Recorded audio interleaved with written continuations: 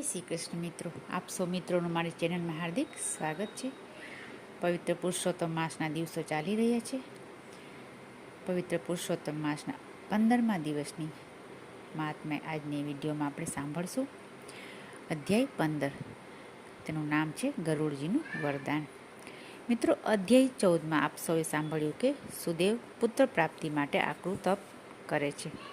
તેના આકરા તપથી પ્રસન્ન થઈને ભગવાન વિષ્ણુ ગરુડ પર સવાર થઈને દર્શન દેવા આવે છે. હવે આગળની કથા આપણે સાંભળીએ. ચાલો સાંભળીએ. સુદેવનું તપ જોઈને ભગવાન વિષ્ણુએ તેને વરદાન માંગવા કહ્યું. ત્યારે સુદેવે વિનમ્રતાપૂર્વક કહ્યું, હે પ્રભુ, આપ તો ભક્તોની મનોકામના પૂર્ણ કરો છો. મારે બધી જ વાતે સુખ છે, પરંતુ પુત્ર વિના મને સંસાર ખૂબ સૂનો લાગે છે. સુદેવની વાત સાંભળી ભગવાન બોલ્યા, હે બ્રાહ્મણ, તારા ભાગ્યમાં પુત્ર સુખ લખેલું નથી.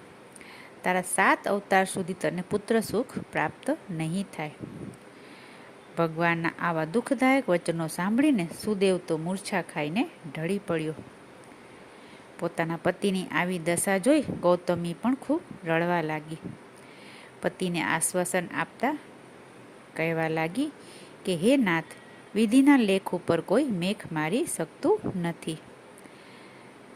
બધાને કર્મફળ ભોગવવું જ પડે છે. તેના વિના છૂટકો જ નથી. માટે તમે શોક તજી દો અને ઈશ્વરની આરાધના કરો. ગૌતમીનું કરુણ રુદન જોઈને ગરુડજીનું મન પીગળી ગયું. તેનાથી તેનું રુદન સહન ન થયું. ત્યારે ગરુડજી બોલ્યા, મહારાજ, ક્ષમા કરજો.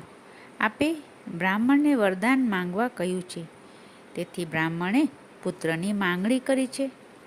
તેની પત્ની પણ ખૂબ જ દુઃખી છે, માટે તેમના દુઃખનું નિવારણ કરો. ગરુડજીના વચનો સાંભળી ભગવાને સ્મિત વદને કહ્યું કે હે ગરુડ, તું પણ મારું પ્રિય વાહન છે. તારી ઈચ્છા અનુસાર બધું થશે. માટે તારે જે વરદાન આપવું હોય તે તું આપી શકે છે. તે વરદાન પણ તેને ફલીભૂત થશે. ભગવાન વિષ્ણુની વાત સાંભળી ગરુડજીને ખૂબ જ આનંદ થયો. ગરુડજીએ બ્રાહ્મણને કહ્યું, હે બ્રાહ્મણ, મારા સ્વામીની આજ્ઞા પ્રમાણે હું તને વચન આપું છું કે તારે ત્યાં મારા અંશથી પ્રગટ થયેલો બળવાન પુત્ર જન્મશે અને તમને બંનેને સુખ આપશે. તો આ હતી કથા અધ્યાય 15માં. હવે પછીની કથા આપણે અધ્યાય 16માં હવે આવનારી બીજી વિડીયોમાં સાંભળશું.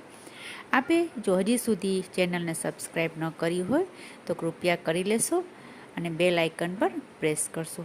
કોમેન્ટમાં જય પુરુષોત્તમ ભગવાન લખશો અને વિડીયોને લાઈક કરશો, શેર કરશો. ફરી મળીશું બીજી વિડીયોમાં. ત્યાં સુધી જય શ્રી કૃષ્ણ, જય પુરુષોત્તમ ભગવાન.